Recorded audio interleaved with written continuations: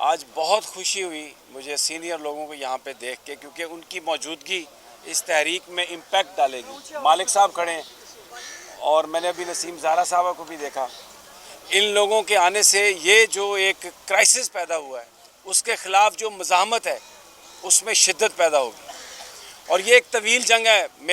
میں نے اس کو دیکھا ہے، جو میں سمجھ رہا ہوں، کیونکہ جس طریقے سے اس کو قانون بنایا گیا اور جیسے اس کو انفورس کیا گیا، یہ ایک مکمل پلان لگتا ہے کہ جو وائسز آف ڈسینٹ ہیں ان کو سائلنس کرایا جائے۔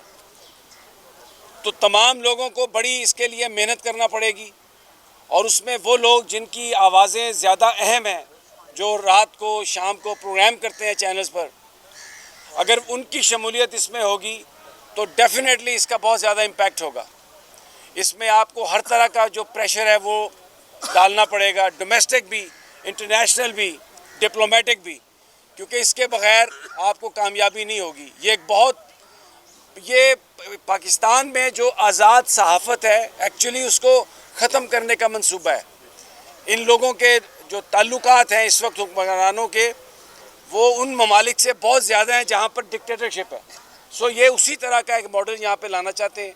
یہ کوئی ابرپٹلی انہوں نے نہیں کیا، ایک پلاننگ کے تحت یہ کیا ہے، تو اس کا مقابلہ بھی آپ کو ایک پلاننگ کے تحت کرنا پڑے گا۔ لیکن آج پرسوں جو مظاہرہ ہوا تھا بہت اچھا تھا۔ آج جو خوشی ہوئی وہ یہ کہ جو سینئر لوگ ہیں، جن کی آوازیں ہیں، وہ یہاں پر موجود ہیں۔ ان کی آمد سے ایسا لگا ہے کہ کنسنسس ہے کمیونٹی میں، اور آگے جا کے اگر سول سوسائٹی کو بھی ہم انوالو کریں تو انشاءاللہ یہ زیادہ عرصہ سسٹین نہیں کر سکے گی۔